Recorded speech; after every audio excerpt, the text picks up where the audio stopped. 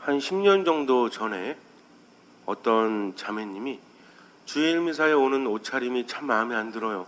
그냥 집에서 뒹굴거리다가 아니면 장을 보는 것처럼 대충 입고 성당에 오시는 게 참 마음에 너무 걸려가지고 말은 하지 않았지만 좀 탐탁치 않았습니다. 그래서 왜 저렇게 옷을 입고 성당에 올까라는 생각을 늘 했었어요.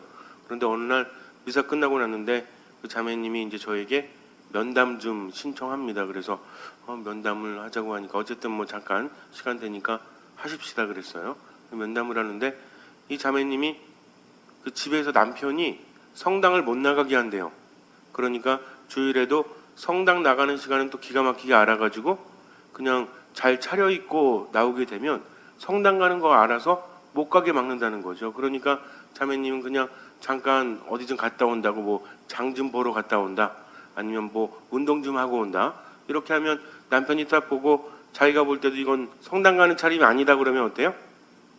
나가게 해주는 거고, 성당 간다고 그러면 온갖 핑계를 대면서 나가지 못하게 한다는 거죠. 그래서 늘 자기도 그게 마음에 걸렸대요. 그래서 지금 저는 어떻게 해야 됩니까? 라고 말씀하실 때 저는 이런 생각을 했습니다. 내가 겉만 보고 이렇게 판단을 한 것이 참으로 실수였구나. 어쩌면 이 자매님은 그런 와중에도 하나님을 보기 위해서 성당에 오셨으니 어떤 사람보다 더 준비된 마음으로 온 것이 아닌가라는 생각이 들었습니다. 물론 그렇다고 해서 우리가 마음 편안하게 성당에 올 때 아무렇게나 입어야 된다는 것이 아니라 이분은 그것이 최선이었다는 거죠. 하느님께서는 겉으로 보이는 것이 아니라 마음을 보시기 때문에 어쩌면 그 자매님이 힘겹게 추리닝을 입고 성당에 온다고 할지라도 하느님께서는 얼마나 이뻐하셨을까요? 그렇게 핍박을 받으면서도 주님의 성전에 나왔기 때문이죠. 이것이 중요합니다. 세상을 살아가면서 지켜야 될 것들이 너무나 많죠. 우리 성당 안에서도 지켜야 될 것들이 있어요, 없어요? 있다는 거죠. 그러나 더욱더 중요한 것은 그 안에 있는 의미입니다. 우리가 율법이라는 것들, 교회에서 가르치는 모든 법들, 또 규정들이라는 것은 당연히 지켜줘야 돼요. 그러나 그 안에 있는 진정한 의미가 퇴색되어 버린다면, 그것을 지키지 않는다면 아무런 의미가 없다라는 거죠. 우리가 참된 신자로서 살아간다는 것, 겉으로 보이는 것 위에 정말 내 안에 하느님께서 계신가? 참된 성전은 우리 마음에 있기 때문에 하느님께서 내 마음속에 거하실 수 있는가를 먼저 생각해 봐야 합니다. 우리가 살아가면서 때로는 삶이 공허하고 힘들고 슬프고 때로는 미워하고 분노하면서 괴로워할 때 그 가장 큰 이유는 어떤 사람이나 상황 때문이 아니라 하느님께서 내 안에 머물지 않으시니까. 그래서 하느님께서 내 안에 머무시기만 하면 힘이 솟아오르죠. 기쁨과 희망이 가득 찰 수밖에 없어요. 왜냐하면 하느님께서 함께 하시기 때문입니다. 그러니까 감정적으로 힘들거나 또는 마음으로 힘들거나 뭔가 정신적으로 힘들 때는 하느님께서 내 안에 계시지 않으니까 내게 힘이 없구나. 내 마음속에 평화가 없어지고 있구나. 이거 분명히 알아야 된다는 거죠. 왜냐하면 평화가 없어지고 희망이 없어지면 무엇도 사라져요. 하느님께서 안 계시기 때문에 당연히 무엇이 사라집니까? 내 마음속에 뭐가 없어지죠? 뭐가 없어질 것 같아요? 뭐가 없어질까요? 잘 생각하세요. 제가 하느님께서 안 계시다고 말했습니다. 그렇죠. 하느님은 사랑이십니다. 벌써 한 100번을 했을걸요 아마? 잘 생각해 보세요. 가장 중요한 것이 무엇인지. 희망이 있다고 할지라도 사랑이 없으면 나는 아무것도 아니라는 거죠. 그래서 제가 아직 주보에 안 내서 그러나 요 뜻과 저 뜻을, 그래서 주님께서는 마지막에 우리에게 서로 사랑하여라. 내가 너희를 사랑하였듯이 너희도 서로 사랑하여라. 사랑이 없으면 나는 아무것도 아니라는 거죠. 천사의 말을 한다고 할지라도 또 산을 옮길 수 있는 믿음이 있다고 할지라도 무엇이 없으면, 사랑이 없으면 아무것도 아니라는 겁니다. 법은 당연히 지켜줘야 돼요. 그러나 그 안에 사랑이 없다면 법이라는 것은 오히려 잘못 악용될 수도 있다는 것입니다. 두 가지가 있어요. 내 자신을 향한 것과 다른 사람을 향한 것. 이 두 가지 안에서 가장 중요한 것은 바로 사랑이라는 거죠. 하느님을 믿고 하느님을 존경하고 하느님을 존중하는 사람은 그분의 법을 당연히 지킵니다. 그러나 그 안에 있는 사랑도 더 중요하게 여길 수 있어야 한다는 거죠. 단순히 형식만 지키는 것이 아니라 첫 번째는 우리 마음을 향해서 하느님의 사랑이 얼마나 가득한지를 먼저 깨달아야 된다고 그랬죠. 신앙생활하면서도 어떤 사람은 뭔가 하지 않아서 내가 하느님께 벌 받지 않을까? 내가 이것을 지키지 않았으니까 은총을 받지 못하는 거 아닐까? 라는 생각을 하는 사람은 무엇을 무시하는 겁니까? 하느님의 사랑을 무시하는 거죠. 하느님께서는 모든 것을 알고 계시기 때문에 최선을 다한다면 그분께서는 받아주십니다. 또 한 번은 어떤 자매님이 오셔가지고 자기가 아주 중요한 일 때문에 9일 기도를 시작했대요. 그래서 이제 한 30일 정도 넘었는데 어느 날 뭐 중요한 일이 있어가지고 좀 저녁에 하자 그러다가 12시를 넘겨가지고 하루를 놓쳤다는 거죠. 너무나 슬퍼가지고 너무나 힘들어서 여태까지 기도했던 모든 날들이 허물어지는 것이 견딜 수가 없어가지고 그 다음날 미사 때 와서 이제 고해성사 보고 이야기를 한 거예요. 저는 어떻게 하면 좋아요, 시모님? 이제 시간이 얼마 안 남았는데 다시 시작한다는 게 너무나 힘듭니다. 그래요. 제가 그랬어요. 왜 다시 시작하세요? 그냥 이어서 하시면 되지. 그랬더니 어제 자기가 밤 12시를 넘겼기 때문에 이게 의미가 없다는 거죠. 그래서 의미 있어요. 그냥 하세요. 그랬더니 아니래요. 왜 아니냐고 그랬더니 9일 기도는 이어서 해야 되는 거지 하루를 빼먹으면 안 된다는 거죠. 아니 본당 신부가 괜찮다는데 왜 본인이 자꾸 안 된다라고 여깁니까? 하느님의 자비하심을 잊으면 안 된다는 거죠. 물론 매일매일 꼬박하는 기도는 중요합니다. 그러나 이분은 어쩔 수 없이 밀렸거든요. 밤 12시 넘었으면 모든 걸 포기해버려야 돼요. 그때 기도하면 하느님께서 야 12시 넘었는데 너 안 했잖아. 처음부터 다시 해. 이렇게 말씀하실 것 같아요?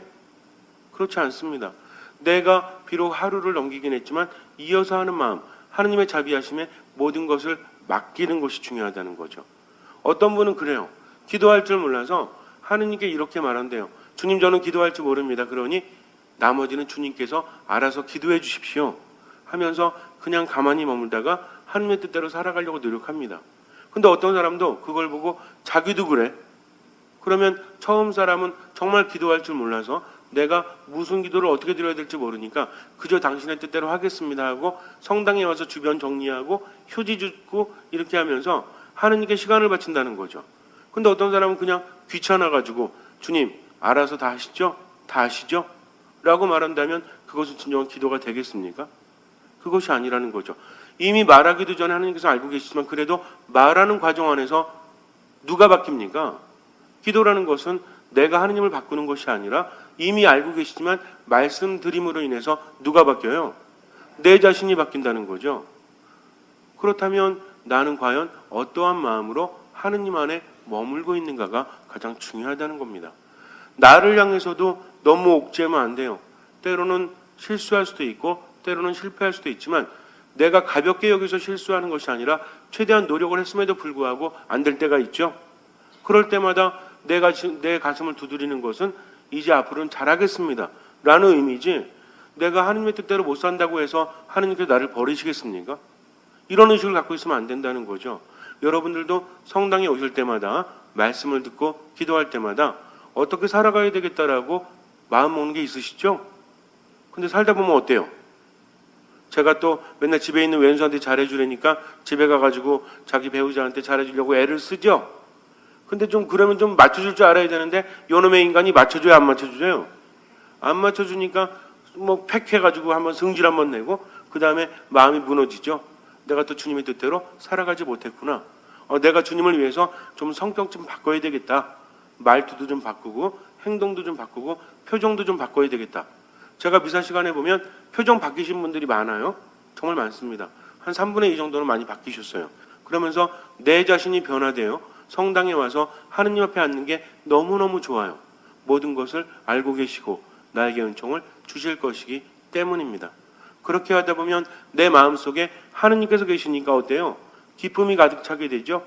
희망이 가득 차게 되죠. 사랑이 가득 차게 됩니다. 그러면서 어때요? 다른 사람에 대해서도 어떤 마음을 가져요? 다른 사람에 대해서도 여유로운 마음을 가지니까 마음속에 분노와 미움이 사라진다는 것을 깨닫게 되죠. 그래서 하느님의 사랑이 없다면 아무것도 아니라는 것, 이것이 중심이 된다면 그 다음에 다른 법칙들도 지켜야 됩니다. 내가 그냥 뭐 그런 거 괜찮아 이런 거 안 된다는 거죠. 내가 잣대가 돼가지고 이래도 되겠지 저래도 되겠지 뭐 예수님도 그러셨는데 우리가 예수님입니까? 아무나 어길 수 있다는 건 아니라는 거죠. 오늘 예수님께서는 율법을 어긴 것에 대해서 괜찮다라고 하시는 것이 아닙니다. 중요한 것은 율법의 근본 정신이 무엇이냐 하는 거죠. 예수님과 제자들이 길을 걷다가 제자들이 미리삭을 이렇게 까가지고 먹죠? 비벼가지고. 근데 왜 먹었어요? 배가 고파가지고. 원래는 이 미리삭을 까서 먹으면 돼요, 안 돼요? 돼요. 됩니다. 신명기에 보면 된다고 나와 있어요. 그런데 뭘 하면 안 돼? 남의 곡식에 낫을 대면 안 돼. 그러니까 손으로 비벼서 먹는 건 괜찮다라는 거죠. 근데 왜 낫을 대면 안 돼요? 이거는 남의 거 훔쳐가는 거지.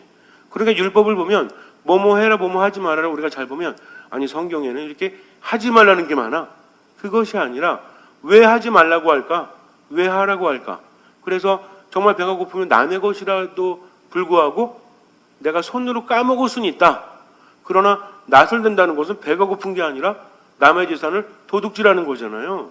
그러니까 이것이 안 된다라는 거죠. 그래서 율법을 보면 뭐가 된다 뭐가 안 된다의 근본 안에는 사람을 위한 마음이 있습니다. 하느님을 흠숭하는 마음이 그 안에 있다는 거죠. 그래서 율법의 근본 정신은 무엇이다? 하느님 사랑과 이웃 사랑이다. 이런 것들이 담겨져 있다는 거죠. 근데 문제는 뭐냐면 언제 하면 안 돼? 안식일에 하면 안 된다는 거죠. 다른 날은 다 괜찮지만 안식일에는 그것들을 하면 안 된다라고 나와 있습니다. 그러면 전체적으로 이 법을 본다면 배고픈 사람이 뭔가 하는 것에 대해서는 좀 눈 감아줄 수도 있어야 한다는 거죠. 근본 정신이 바로 사랑이기 때문이죠. 그 사람들이 이제 보통 이제 이런 경우 있잖아요. 배가 고픈 경우에는 뭐 배가 고픈 경우에라는 말이 없고 그냥 남의 것에 대해서 이렇게 손으로 이렇게 깨는 건 괜찮다. 그러나 낫을 대면 안 된다는 규정이 있다면 사람들은 배가 고프지 않아도 이렇게 할 수 있겠죠. 그러나 안식일에만큼은 그것도 하지 마라. 이건 무슨 얘기입니까? 안식일에는 일을 하지 않고 어디 안에 머물러라? 하느님 안에 온전히 머물면서 기도하고 또 하느님께서 쉬셨기 때문에 그분의 뜻을 받들면서 온전히 하루를 봉헌해라 이 뜻입니다. 근데 안식일에 배가 고프면 그렇게라도 먹어야 될까요? 안 먹어야 될까요? 어떻게 생각하십니까? 율법의 근본 정신이 사랑이라면 우리는 이렇게 생각할 수 있어야 돼요. 예수님께서 괜찮다고 하셨잖아요. 모든 율법이라는 것이 중요하긴 하지만 안식일의 주인은 누구이다? 사람의 아들이다라고 말씀하십니다. 너희는 읽어본 적이 없느냐? 다윗과 그 일행이 해서는 안 될. 그래서 사제만이 건드릴 수 있는 것을 그들은 배가 고팠기 때문에 먹었죠. 원래는 이거 하면 돼요, 안 돼요? 안 된다는 거죠. 그런데 다윗도 하지 않았느냐? 그러면 바리새파 사람들은 뭐라고 말해야 돼요? 다윗이 잘못했다고 말할 수 있어요, 없어요? 없죠. 다윗이 얼마나 대단한 사람인데 말하지 못합니다. 예수님께서는요 그들의 악한 마음을 보시고 꼼짝 못하게 지혜로서 말씀하고 계신다는 거죠. 또 사제들은 어때요? 안식일에 일을 해도 되죠? 왜요? 왜 사제들은 안식일에 일을 해도 되죠? 안식일은 일을 안 하는 것이 목적이 아니라 하느님께 온전히 봉헌하라는 겁니다. 그러면 당연히 사제들은 안식일에 뭘 해야 돼요? 일을 해야 되겠죠. 왜 일을 해요? 하느님을 위한 제사를 봉헌해야 되기 때문입니다. 그러니까 단순히 안식일은 일을 하지 말라는 것이 아니라 다른 데 집중하지 말고 오로지 누구에게 집중해라? 하느님께만 집중하라는 거죠. 근데 지금 바리새파 사람들은 안식일에 하느님께 집중하기보다는 뭐에 집중하고 있어요? 야 저거 해나 봐라. 아니면 해나 안 해나 지켜보자 해서 꼬투리를 잡으려고 악한 마음을 가지고 예수님의 제자들을 지켜보고 있었잖아요. 가만히 있다가 딱 하니까 잘 됐어. 딱 걸렸어. 그리고 와서 예수님한테 공격하는 거죠. 그러니 그들은 안식일에 해서는 안 될 일을 제자들이 하긴 했지만 그들 역시 마음으로 어때요? 안식일을 제대로 지키지 않았던 거죠. 무엇이 없으니까? 사랑이 없고 오히려 자기 안에 쌓여서 분노하고 미워하면서 예수님의 꼬투리를 잡으려고 마음을 먹었기 때문입니다. 그래서 예수님께서 뭐라고 하세요? 내가 바라는 것은 희생 제물이 아니라 자비다. 이 말이 무슨 뜻인지 알았더라면 죄 없는 이들을 단죄하지는 않았을 것이다 라고 말씀을 하십니다. 우리가 신앙생활하면서 가장 중요한 것은 법들도 지켜야 돼요. 그러나 근본적으로 사랑이 없다면 우리는 법조차도 오히려 하나님의 뜻과 반대로 사용할 수 있다는 겁니다. 우리가 사람들 공격할 때 어때요? 하면 안 되는 것을 했을 때 뭐라고 합니까? 안 되는데 왜 했어? 하면서 아주 차갑게 그 사람에게 면박을 주거나 또는 망신을 주거나 또는 그 사람에게 상처를 주기 위해서 공격하지 않습니까? 우리 마음이 차가워질 때 있죠? 그럴 때는 옳고 그른 것이 중요한 것이 아니에요. 하느님께서 무엇을 보십니까? 네가 옳고 네가 글렀다가 아니라 하느님께서 뭘 보세요? 지금 마음속에 사랑이 있느냐 없느냐. 요건 누구만 알아요? 하느님만 아시고 또 누구만 알죠? 나만 알죠. 왜 그럴까요? 우리 마음속에는 양심이 무엇이기 때문에? 하느님께서 은밀히 거하시는 지성소이기 때문에. 지성소는 뭐라고 그랬어요? 내 마음속에 은밀한 지성소는 누구만 들어갈 수 있어요? 누구만. 물론 하느님께서 계시니까 성소인데 누구만 들어갈 수 있는 거예요? 나만 거기에 들어갈 수 있다는 거죠. 그러니까 내 마음속의 흐름에 대해서는 첫째는 하느님이 아시고 둘째는 누가 합니까? 내가 한다는 거죠. 그래서 진정한 의미의 안식일을 지킬 줄 아는 사람은 주의를 거룩히 지낼 수밖에 없어요. 한번 생각해 보세요. 마음으로는 지키는데 눈에 보이는 건 안 지킨다? 말이 됩니까 안 됩니까? 말이 안 된다는 거죠. 그래서 주의를 거룩히 지내는 사람, 하느님의 말씀을 중요하게 여기는 사람은 법도 중요하게 여기지만 더욱더 무엇을 중요하게 여긴다? 그 안에 있는 뭐가 있느냐 없느냐? 사랑이 있느냐 없느냐입니다. 이게 기준이 되는 거죠. 그러니까 내가 옳다 그러다가 아니라 내 마음의 기준이 뭐가 돼야 돼요? 내가 이거 한마디 해야 되겠어 라고 마음 먹을 때 마음속에 사랑이 있다면 하십시오. 그러나 사랑이 아니라 분노가 있거나 원한이 있거나 미움이 있다면 하지 말아야 돼요. 그것은 하나님의 뜻이 아니기 때문입니다. 이렇게 말씀드렸더니 마음이 편안해지세요? 아니면 불편해지세요? 내가 오늘 저 인간한테 한마디 하려고 배르고 있었는데 어떻게 하셔가지고 그냥 오늘 또 그 말씀 하시나? 하느님의 말씀이기 때문에 그래요. 처음에는 힘들지만 그렇게 하다 보면 내 마음속에 평화가 가득합니다. 얼마나 행복한지 몰라요. 그러니 주님의 뜻을 실천하는 것이 가장 중요하다는 것을 깨닫도록 하십시오. 여러분들만 그렇게 하시면 우리 귀한 성당이 바뀔까요? 안 바뀔까요? 바뀌어요. 정말 바뀝니다. 여러분들이 그렇게 하시면 주변의 미사 시간에도 사람들이 점점 모여들까요? 안 모여들까요? 모여들죠. 왜? 그리스도의 향기가 퍼지기 때문입니다. 그래서 우리가 우리 귀한 성당이 미사를 중심으로 살아갈 수 있도록 우선은 여러분들부터 진정한 마음으로 미사를 봉헌하도록 하십시오. 왔다 갔다 하는 거 의미 없어요. 정말 의미 없습니다. 그거는요 그냥 내 취미 생활이에요. 그러나 미사에 온전히 참여하면서 사랑의 마음을 가지고 하느님의 말씀을 들으려고 삶으로 실천할 때 의미가 있다는 것을 잊지 마세요. 여러분들이 그렇게 하시면 그 말씀의 씨앗이 여러분들 마음속에 뿌리를 내리고 이것이 자라납니다. 누가 해주세요? 하느님께서 자라게 해주신다는 거죠. 그래서 미사를 중심으로 말씀을 중심으로 그리고 기도를 중심으로 이 세 가지만 하면 나머지는 주님께서 채워주십니다. 잠시 눈을 감으세요. 가장 중요한 것은 사랑입니다. 옳으냐 그르냐가 아니라 사랑이 있느냐 없느냐 하는 것입니다. 사랑이 있는 곳에 하느님이 계십니다. 비록 경제적으로 힘들다고 할지라도 또 마음으로 정신적으로 힘들다고 할지라도 여유가 없다고 할지라도 사랑을 실천하십시오. 내가 지금 내 코가 석자인데 내 발등에 불이 떨어졌는데 어떻게 사랑할 수 있겠어? 라고 마음 먹는 순간 하느님께서 계시지 않습니다. 그러나 그럼에도 불구하고 주님의 뜻이니까 사랑해야지 하면서 노력한다면 하느님께서 함께 하시고 하느님께서 함께 하시기 때문에 기적은 일어납니다. 믿으십시오. 기도와 말씀과 미사 안에 온전히 머무십시오. 주님께서는 그 믿음을 보시고 우리 삶에 놀라운 기적을 일으켜 주실 것입니다. 아멘.